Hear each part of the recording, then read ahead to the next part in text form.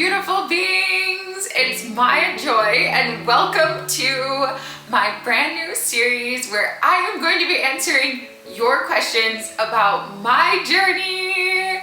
All week long we will have daily videos answering the questions that you have posed to me. And I moved the camera closer. I'm always trying to figure out like how to film. We'll try this. Okay. What has been the most challenging time or year for you so far in your life? Do I have to talk about this? You asked some really difficult questions. So to be honest with you all, my life has been hard. Like, I've gone through a lot of periods of hardship. I've been living with a mysterious disease for a long time. So the first onset happened when I was 2.5 years old. And that's the first time I fell into a state of unconsciousness and lost my whole memory. I was very sick and in pain, during that time. And I experienced grief because I was like gifted and talented prior to that time. So like as a toddler, I could like tie my shoes and read, and like I just felt like really pretty good about where I was at in my life, like for being a little kid, to lose it all and then be put back to an infant state. At that time, that was like a major setback. You know what I mean? But then like that's happened a few different times. So everyone faces challenges, everyone faces pain. I'm not saying my life is more challenging or more painful, but I'm saying like if you've gotten the impression that my life is easy, that's not the case. Like, I experienced terror every day of my life for my entire childhood. And that is because I grew up in an old Victorian mansion where several murders had taken place, and I experienced terror from seeing spirits that can be scary. But it was because they were in constant battle with one another and they hated each other. That's what scared me the most. I don't feel very comfortable in the presence of extremely intense negative emotion. They were in constant battle. They had strong religious beliefs. They didn't cross over to the other side because they thought they were going to go to the fires of hell. So they were still there in our house. And for some reason, I think it's destiny, I was able to perceive them. My sister is able to perceive them, but not see and not hear, just feel, which also she was terrified too. My parents also were able to perceive them in certain moments. But I lived in terror at home specifically. So I mean, that was an interesting experience. When I'm not in a time of intense hardship, I'm in a time of tremendous gratitude. There's lulls in between challenges. And I think like anyone who has a YOD configuration will understand this phenomenon. There's like periods where you're put under intense and excruciating pressure and it seems impossible to resolve whatever's going on, and like your full focus is needed on that, and everything like ancillary just disappears.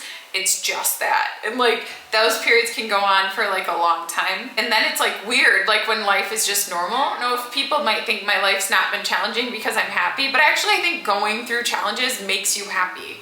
Because like when you've been through really hard times or you've been through really difficult things, you appreciate the little things like so much more.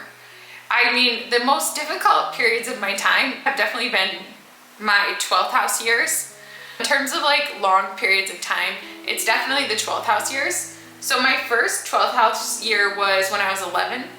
And that is when my parents were going through a divorce, but they couldn't decide whether to stay together or not. So it was so uncertain. They went back and forth for almost like 4 or 5 years. But that was like the first year of like major back and forth where one of my parents moved out of the house.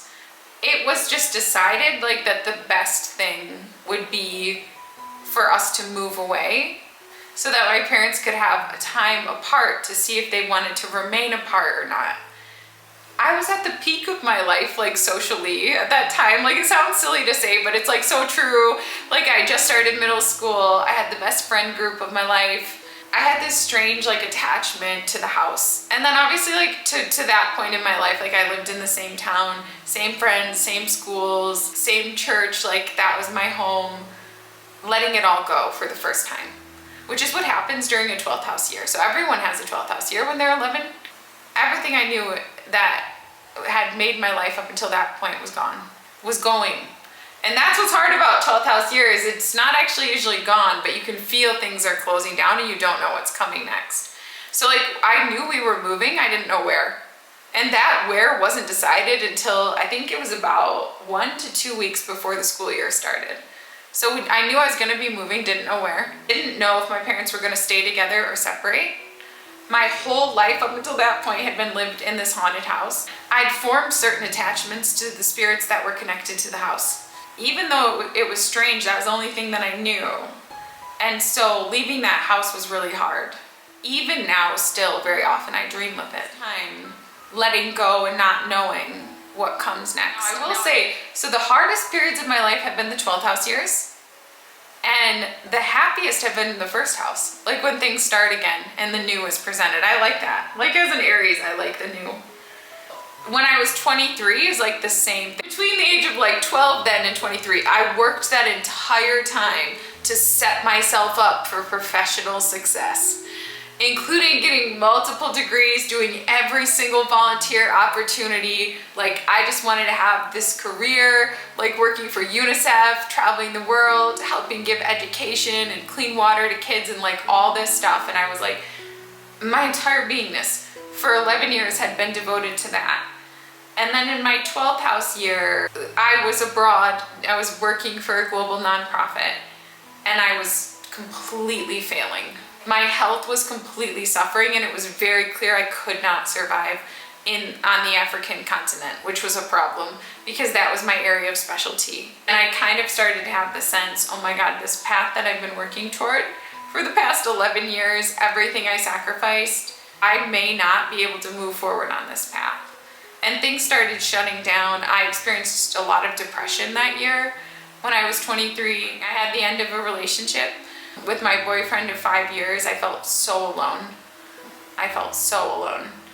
I struggled to learn the language in the country where I was. So my connections were mostly superficial.